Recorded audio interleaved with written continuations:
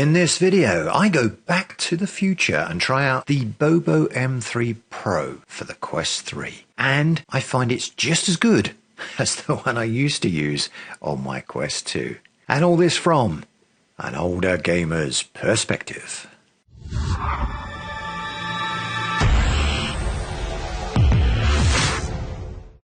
Back in the mists of time, 2022 to be precise, I bought an M2 Pro for my Quest 2 headset, mostly because I wanted an external battery I could swap out for longer standalone sessions in VR Fitness and Pavlov VR. At that time, I wasn't quite as addicted to VR sim racing as I am now. Fast forward to 2024, and despite owning the Quest 3 since launch and trying out a number of headsets to replace the quite frankly useless stock strap that came with the Quest 3, I find myself circling back to the Bobo M3 Pro, a headset that I had previously avoided due to some reported battery issues with earlier versions of this headset. The reported problems being that the battery failed to keep up with the rampant demands of the Quest 3 and was also said to emit a high-pitched, unpleasant noise during battery use. But Bobo have assured everyone that they have worked hard to sort out these issues, and after my own less than stellar experience with the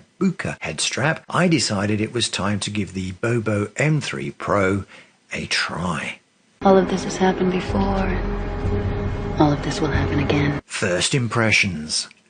The headset came in a surprisingly small box. Inside was a familiar looking strap, and attaching it to the Quest 3 felt like an easier, smoother experience than I previously had with the M2 Pro and the Quest 2. It's just a matter of sliding on the arms and an additional optional tab to the front, so it's very easy. And then you just need to decide if you want the padded head support or the honeycomb version. The battery was already charged to 75%, but I charged it up using the Quest 3 charger and its USB-C cable. In all, the strap was fitted and ready to go in just a few minutes, with the battery charging taking maybe another 20 minutes. The fitment of the strap can be fiddly, but that's mostly caused by the optional front Velcro strap taking a bit more time to feed through the top lug. To get this done, I needed to remove the facial interface, but I have done this so many times now while testing various facial interfaces that it holds no fear for me.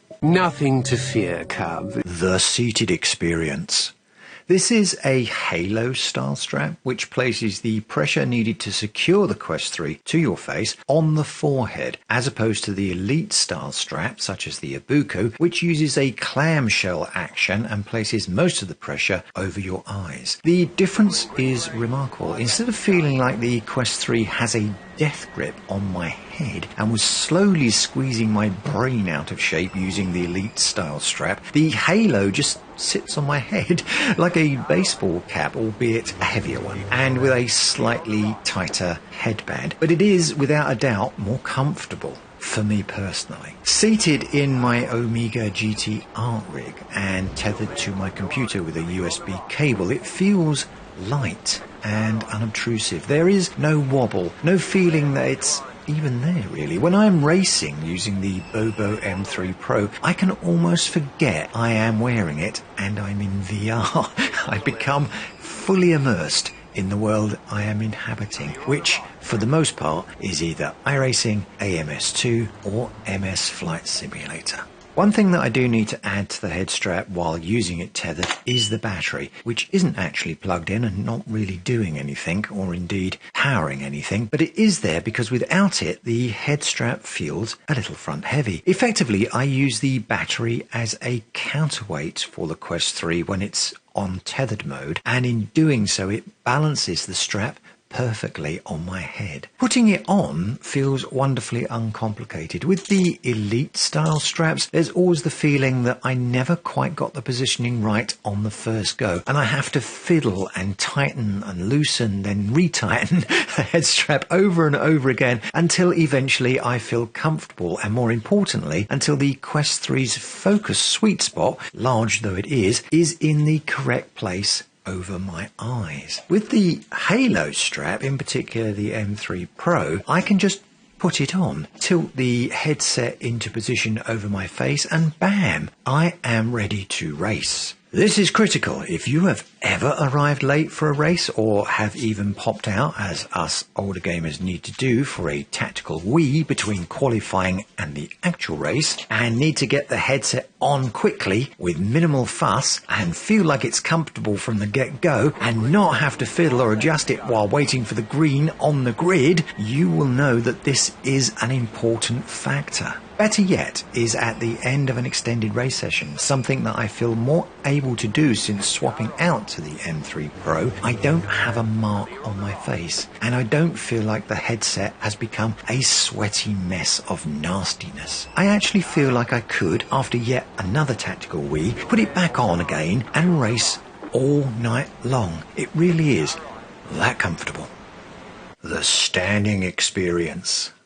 Since I have become addicted to sim racing and flight simming, it's safe to say that most of my VR time is spent seated. But I do partake in VR fitness, not as often as I would like or should, but this and Pavlov and a few of the hack and slash titles that appear on the App Lab are a secret pleasure that I like to indulge in. So can the M3 Pro with its Halo style strap compete here as well? The answer to that is a qualified yes, the qualifying factor being how aggressive your movements are while indulging in VR experiences that have you throwing yourself about the place. Being an older gamer, I don't tend to move about with that much pace. I mean, I'm not a slow slug, but I am probably not as fast as some of the younger players, which probably explains why my kill-to-death ratio in Pavlov is so poor. That being said, I have had no problems at all when using it with Pistol Whip, Beat Saber, or even Les Mills Body Combat, which really moves me about all over the place. Even with a fast-paced title like Pavlov, I found the head strap stayed firmly on my head, and the wobbles that I remember feeling with the M2 Pro on the Quest 2 are largely absent with the M3 Pro on the Quest 3. It just plants itself on my head and stays there and feels comfortable the whole time, although it does have a little extra weight which you can detect. For me personally, it doesn't detract from the overall experience, but it is something worth mentioning. Again, as with the seated experience, I can play the standing experience as long as I want, or at least as long as the battery lasts, with no feelings of discomfort or stress on my face or neck. The battery.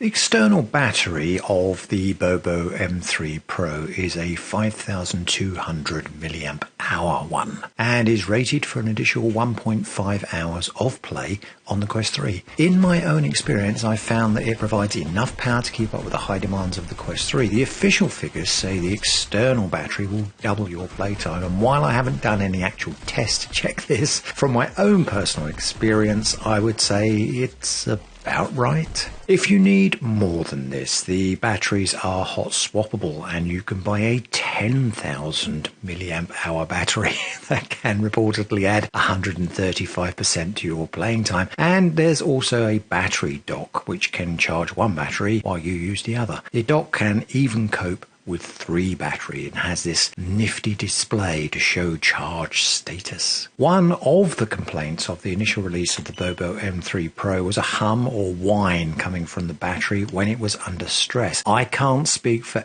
every battery they make, but I can say that the one that came with my headset exhibited no such noise while drawing a charge, at least none that I heard, and it has performed without issues for the entire time I have used it. Going topless.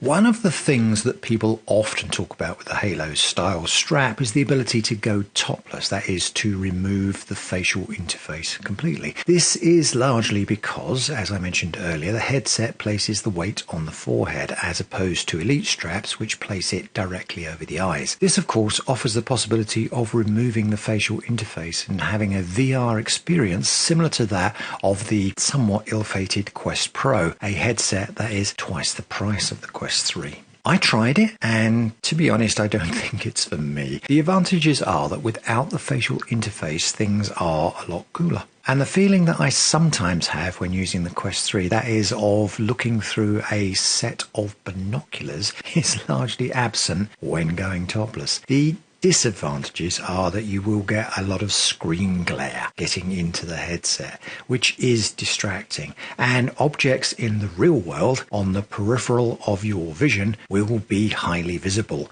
and that is very distracting. As I say, it's an interesting experience, one you should try if you have a Halo style strap, but when in sim racing, it's an experience that is wholly immersion breaking, which is the opposite of what I want from my VR sessions. That being said, I can imagine that mixed reality games would really benefit from the absence of a facial interface. Although with that being said, when the facial interface is missing, the Halo strap loses a lot of its stability, as one point of contact is now missing. As I've mentioned a few times now, the weight of the strap is on the forehead, but that doesn't mean the facial interface is doing nothing at all. And how much it adds to the overall stability of the Halo strap becomes apparent when you take it off. My advice would be to try it out. Go in with limited expectations. Conclusions.